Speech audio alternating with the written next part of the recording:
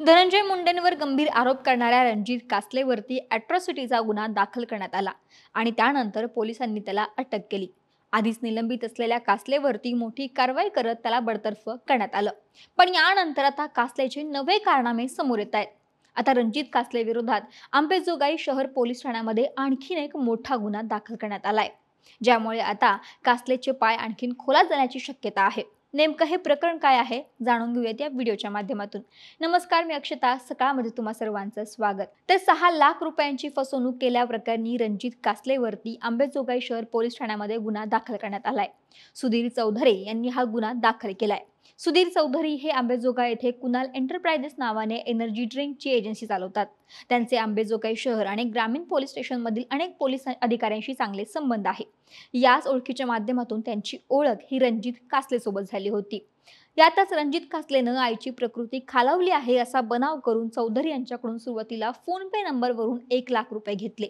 त्यानंतर 15 एप्रिल रोजी दवाखान्याच्या खर्चासाठी रोख रक्कम लागल्याचे सांगून रेस्ट हाऊस अंबेजोगाई येथे भेट घेऊन 5 लाख रुपये कॅश स्वरूपामध्ये घेतले। हे पैसे चौधरी यांनी आपल्या वडिलांच्या खात्यातून काढून दिले होते। यावेळी चौधरी यांच्यासोबतच ऋषिकेश अण्णासाहेब लोमटे आणि सूरज कीर्तन हे 2 मित्र उपस्थित होते। मात्र कासलेनं पुन्हा हे पैसे दिलेच नाही। चौधरी यांनी वारंवार पैशांची मागणी केली, मात्र त्याने पैसे काही परत दिले नाही। त्यामुळे फसवणूक झाल्याप्रकरणी चौधरी यांच्या फिर्यादीवरून बडतर्फ पोलीस रणजित कासले विरोधात पुन्हा एकदा गुन्हा दाखल करण्यात आलाय। आता या प्रकरणाचा तपास पोलीस उपनिरीक्षक मनोज निलंगेकर करतायत।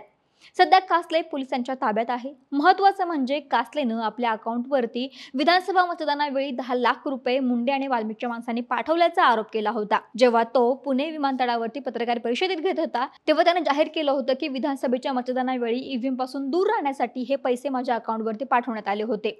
मात्र या प्रकरणी बाळूमामा कन्स्ट्रक्शनचे सर्वेसर्वा सुदर्शन काळे यांनी धक्कादायक माहिती दिली आहे। कासलेनं मुलाच्या शाळेच्या फीसाठी हे पैसे मागितल्याचं त्यांनी सांगितलं आणि त्यामुळेच मदत केली असं काळे यांनी स्पष्ट केलं। त्यामुळे आता कोणाचा आरोप खरा आणि कोणाचा खोटा हे पाहावं लागेल। परंतु या तक्रारीमुळे आता रणजित कासलेची अडचणी मात्र वाढणार आहेत, एवढं मात्र नक्की। महाराष्ट्रातील सर्व बातम्यांचे विश्वासार्ह व्यासपीठ सकाळच्या सर्व सोशल मीडिया प्लॅटफॉर्मला लाईक, फॉलो आणि सबस्क्राईब करा। तसंच सर्व नोटिफिकेशनसाठी बेल आयकॉन प्रेस करायला विसरू नका।